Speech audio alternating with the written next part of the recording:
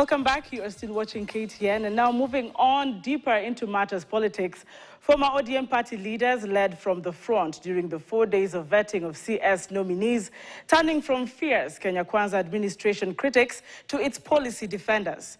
The ODM leaders shared collective responsibility as they embraced government and its policies during the vetting process, even as they were put to task on their previous hardline positions.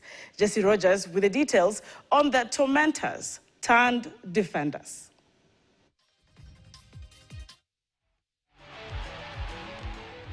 They say a week is a long time in politics, or better yet, there are no permanent friends or enemies in politics, only permanent interests.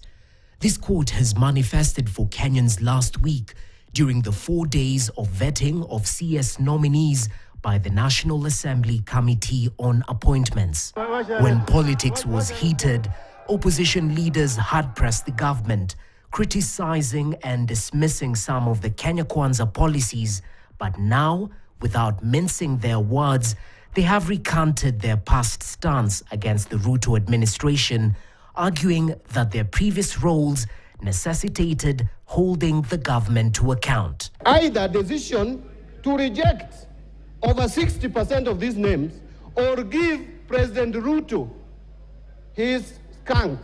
Mr. Speaker, I have a duty, up to now, to vet and approve President's appointees. I was simply playing my role first and foremost as a member of parliament under Article 95 of the Constitution.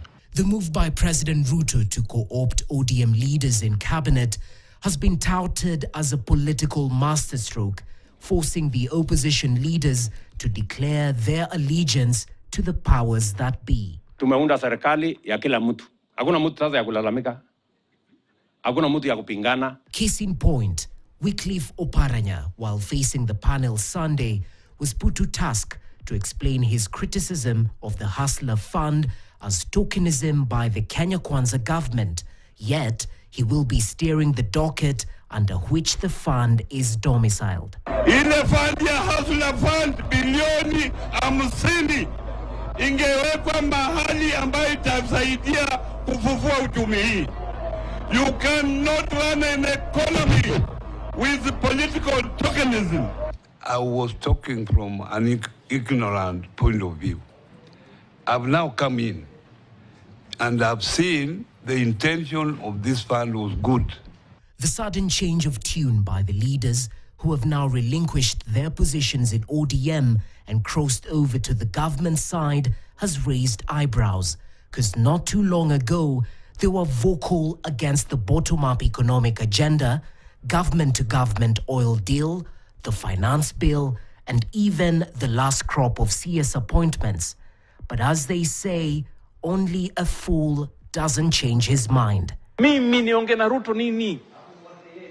Mimi nikamtafute atanipa nini? Wilbaro. Wapumbavu tu ndo wabadilishe mawazo. There's a question on communities. But questions linger on what the move will mean for the democratic space in the country, since the line between the opposition and the government seems to be blurred. Jesse Rogers, KTN News.